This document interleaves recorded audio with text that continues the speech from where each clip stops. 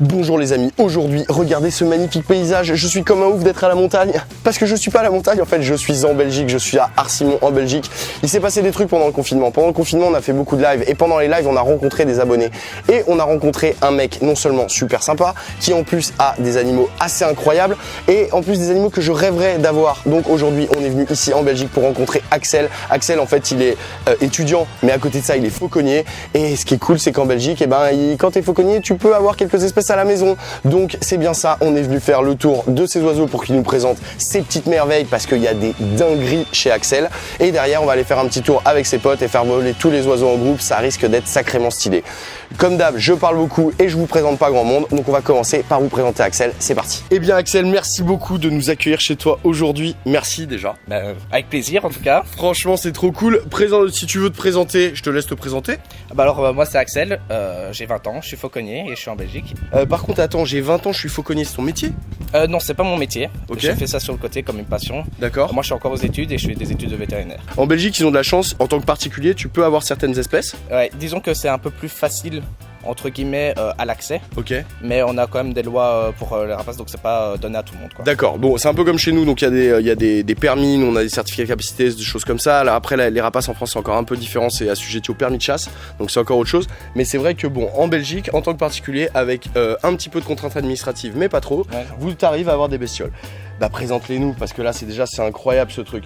Regardez ce qu'il a dans cette jolie volière. Alors déjà il faut comprendre un truc les amis, c'est que Axel il fait du vol libre avec ses rapaces, hein. Les oiseaux ils vivent dans des volières comme ça, donc il a fabriqué lui-même, qui sont trop stylés. Mais tu vas les faire voler régulièrement quand même. Oui c'est ça, tous les jours. Tous les jours Tous les jours ils volent, Ah ok. c'est une contrainte qu'on se met, donc pas de vacances, mais Ok. au moins je sais que mes oiseaux sont très bien quoi. Ah donc en fait t'es... Ok putain c'est déjà une belle dévotion ça, donc pas de vacances pour pouvoir faire voler tes oiseaux tous Ouais, les c'est jours. ça. Incroyable, vas-y présente-nous cette merveille là, elle est ouf. Bon cette chouette déjà, je l'adore, regarde ça Quentin, il nous sort une toute petite chouette, mais par contre c'est pas une chouette de chez nous ça. Non, ça c'est une chouette de Nouvelle-Zélande, donc c'est une chouette boubouk. Une chouette Boubouk. Ah mais j'adore le nom Boubouk. Ok, chouette Boubouk, donc chouette originaire de Nouvelle-Zélande, elle est née en Belgique. Ouais, elle est née en Belgique chez un ami. Ok. Et donc c'est pour ça parce que tous les rapaces doivent être nés en captivité et on peut pas avoir de rapaces qu'on va chercher dans les arbres quoi. Ok, donc en fait c'est des oiseaux qui sont issus d'élevage, qu'on s'échange entre passionnés sous contrat avec quelques contrats administratifs. Tu la maintiens dans cette volière qui a déjà un très beau volume, mais tu la fais voler tous les jours. Donc c'est quand même beaucoup de taf d'avoir des rapaces chez soi. Ah oui c'est sûr, beaucoup de gens pensent que c'est beau, c'est mignon, mais ils savent pas que c'est une tare tous les jours aussi si Ok. jamais on s'en dégoûte quoi. Cette petite chouette Boubouk, elle a un petit nom ou pas? Ouais, elle s'appelle Noisette. Noisette, comme c'est mignon, on se croit au Poney Club. Regardez comme elle est mignonne. Et pourquoi elle fait tout le temps ce bruit en continu? C'est parce qu'elle est imprégnée ou? En fait c'est ça, c'est ce qu'on appelle une néotonie. Donc Ok. c'est comme les chats qui ronronnent. D'accord. Si tu veux, vu qu'on l'a eu très petit, elle garde des comportements de bébé. D'accord, donc en fait elle conserve ça et en fait elle... Tiens c'est marrant. Et vous voyez quand je mets mes doigts là, elle vient pas me bécoter comme un perroquet pourrait le faire pour avoir de l'affection. Elle veut me dégager mon doigt, ça lui plaît pas. Donc elle bécote en mode va-t'en. Mais elle aime la compagnie de l'homme, mais les rapaces aiment moins le contact. Vous voyez, quand je vais essayer de la caresser, c'est pas du tout des oiseaux qui apprécient ça, donc je vais pas insister. Mais on n'est pas du tout, on est dans un échange vraiment très particulier. Entre un prédateur et son maître, on se respecte, on se machin, mais on n'est pas là pour se pomponner l'un l'autre quoi. Tu m'as raconté tout à l'heure que ta passion elle a démarré par un cadeau de tes parents où ils t'ont offert un stage de fauconnerie et que ça a suffi pour te piquer addict total et 3 ans après t'es devenu fauconnier. En fait c'est exactement ça, moi j'aime les oiseaux depuis très longtemps. Ok. Et mes parents m'ont un peu poussé en mode tiens t'irais bien faire un stage, voir comment c'est avec des rapaces parce que c'est déjà beaucoup plus intelligent et donc on peut faire beaucoup plus de choses avec eux. T'es élevé quoi à la base? À la base j'ai élevé des pigeons.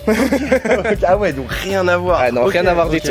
Ah, évidemment tu sens la passion mais comme jamais, tu transpires le bonheur de la fauconnerie tu vois. Mais en plus je trouve ça cool que tu te fabriques tes propres volières tu vois. Et pour des petits projets perso qui arrivent, je vais m'inspirer parce que je trouve que ta volière elle a un bon style, elle est bien conçue. Par contre il y a rien au sol, tu mets pas de dalle de béton ou de grillage, tu protèges pas. Non je mets, parce que déjà les rapaces, en soi s'il y a des autres animaux qui passent, ils vont venir les cartonner. Voilà c'est ça, c'est que quand tu élèves des canaris ou n'importe quoi, quand t'as des souris, c'est un problème parce que ça peut être un danger pour tes oiseaux, pour les autres oiseaux, pour les graines. Quand t'élèves des rapaces, le problème c'est pour la souris quand elle rentre dans la volière en fait. Ouais, c'est exactement ça. Et par facilité en même temps pour nettoyage etc. Ok, et du coup ça donne un petit rendu herbeux super sympathique et agréable, franchement trop cool quoi. Ce qui est incroyable c'est que même s'il n'y a pas cette relation affective vraiment, si tu l'appelles elle va venir sans bouffe, donc il y a quand même un lien, c'est très particulier les rapaces quoi. Oui, Montre. Ouais c'est dingue, elle a un rappel incroyable. Alors qu'elle aime pas les caresses, donc Écoute, moi je trouve ça fascinant, franchement. En fait, là, Axel, il est en train de peser sa chouette parce que quand on fait voler des rapaces en extérieur, on les pèse avant pour en fait être sûr qu'ils n'ont pas trop mangé la veille et qu'ils vont être remotivés pour revenir quand tu vas les appeler avec le gant. Forcément, si tu envoies un rapace et qu'il vole à 400 mètres de haut et qu'il a le repas plein et qu'il a le ventre plein, pardon, il va pas revenir la première fois où tu vas l'appeler, tu vois, en lui disant allez viens Coco. Donc on aime bien peser le poids avant et vérifier qu'il a ce qu'on appelle un poids de vol. C'est le poids qui est adapté pour l'emmener voler. Combien? Verdict? Alors 275 grammes. 275, en français ça fait 275, 275, ce qui nous fait un poids comment? Elle est comment? Elle est bien? Top, nickel. Un poids top, donc elle est apte à voler. On l'a fait voler un peu dans le jardin avant de partir? Oui, hein. Allez, Merci. c'est parti, trop cool. Bah voilà, c'est ma toute première fois avec un rapace et franchement je suis trop content. Il y a Axel qui est parti et qui m'a dit tu la tiens bien fort, enfin tu tiens le fil fort mais ne la lâche surtout pas. Donc là j'ai un peu la pression et j'ai hâte que Axel me donne tous ses conseils pour que ça se passe trop bien quoi.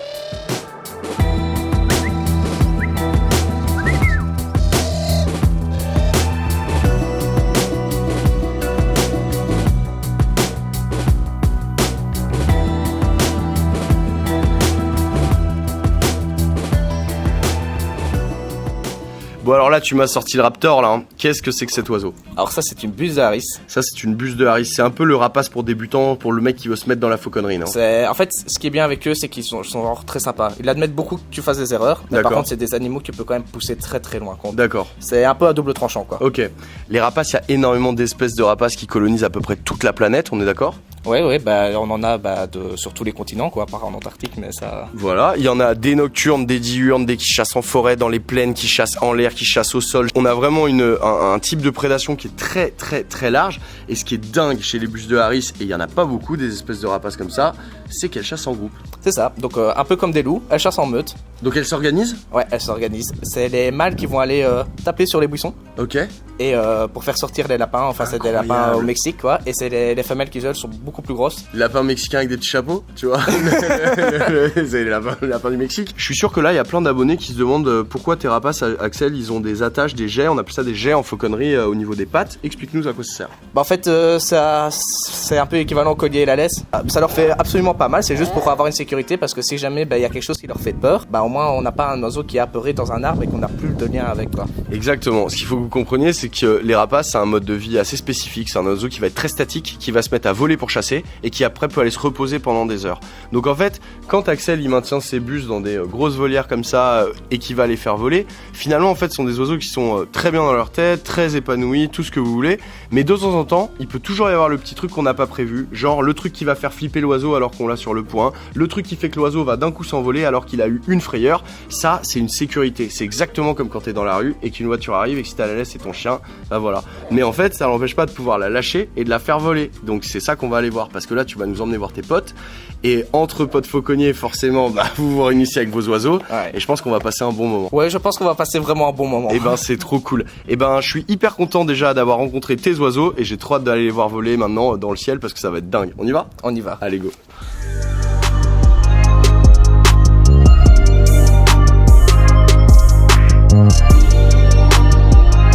Et nous voilà arrivés chez le mentor d'Axel. Alors j'étais pas prêt les amis, hein. Le mentor d'Axel il lui a tout appris, mais regardez chez lui il a des installations incroyables avec une super collection de rapaces. Franchement je me suis dit mais le gars a un mini zoo à la maison, c'est trop stylé.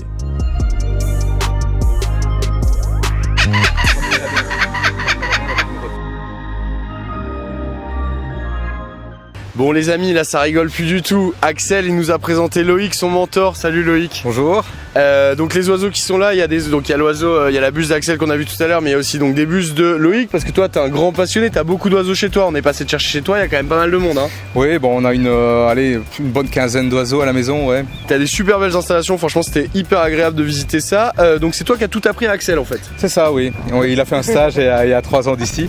Ok. Et de fil en aiguille, il a continué à revenir chez nous. Et puis quasiment tous les week-ends. Donc voilà. Ah ça y est, en fait il est là, il squatte quasiment. S'il pouvait il emménagerait chez toi. Ah, bah, il a reçu le t-shirt des membres de l'équipe. Donc il est dedans, il est à fond dedans. Il est dedans. Toi dis-moi, ton métier c'est d'être fauconnier? Absolument pas. Ah ok. Moi je travaille dans une société de transport. La fauconnerie, c'est une passion. J'organise des stages et des après-midi découvertes. D'accord. Pour simplement financer la nourriture des oiseaux. Ok, cool. Donc en fait, tu es fauconnier passionné, prêt à transmettre à qui a envie venir en stage chez toi. C'est ça. En gros, écoute, ces oiseaux, ils ont des ailes, c'est pour voler. Tout à fait. Je pense qu'on va regarder ça et qu'ils vont s'éclater.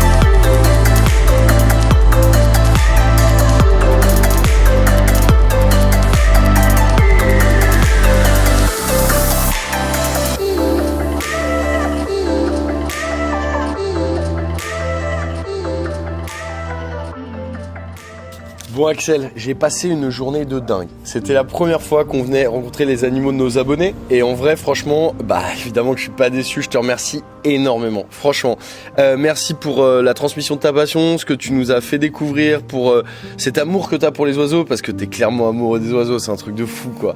Donc j'espère que ça t'a plu de faire une petite vidéo avec nous. Nous, on est enchantés de cette expérience, vraiment. En tout cas, moi aussi, ça m'a fait super plaisir de vous rencontrer. Trop cool. Et franchement, le sentiment est partagé, quoi. On n'a pas arrêté de parler, c'était super génial. Entre passionnés, on n'a pas arrêté une seule seconde de parler oiseaux. Franchement, c'était hyper agréable. Nous, on repart pas les mains vides. On repart avec 2 plumes trop cool que Axel nous a filées, qui sont issues des dernières mues de tes oiseaux, c'est ça? C'est ça. Enfin, celle-là, c'est une puce variable, Ok. donc, qui est pas chez moi, mais ça, Ok. c'est une de celui-ci. Ah, mais on est trop contents. Donc écoute, on va mettre ça dans le studio, c'est trop cool. Et on repart pas non plus les mains vides. Regarde Quentin, on va pouvoir bosser la fauconnerie. On repart avec les cours théoriques de votre association Amour de Rapace quand les gens viennent faire des stages. Donc ça, on va le lire grave. Et j'espère qu'on se reverra bientôt. En tout cas, nous, vous trouverez dans la description tous les contacts d'Axel, le contact du groupe pour aller vous passionner de faucon si vous voulez aller faire des stages de fauconnerie. En tout cas, voilà, nous, on a adoré cette journée. On a vraiment, ça a mis en lumière une passion qui est trop sous-cotée, j'ai envie de dire. Il devrait y avoir plus de gens là-dedans parce que c'est vraiment un super hobby et vous avez une très bonne relation avec les animaux. Donc ça fait vraiment très très plaisir. Donc franchement, bravo. En tout cas, plaisir et j'espère vous revoir vite. On va se revoir, t'inquiète, on va Trop se bien. revoir. Ils ont été tellement sympas, on a eu des cadeaux, on a eu de la bière, on a eu plein de trucs. Franchement, vous êtes trop cool, vous êtes vraiment trop gentils. En attendant, nous les amis, j'espère que cette vidéo elle t'a plu. J'espère que tu as kiffé, qu'on aille à la rencontre des animaux un peu improbables de nos abonnés. Nous on a adoré le format, donc si ça t'a plu, tu nous mets un petit pouce bleu.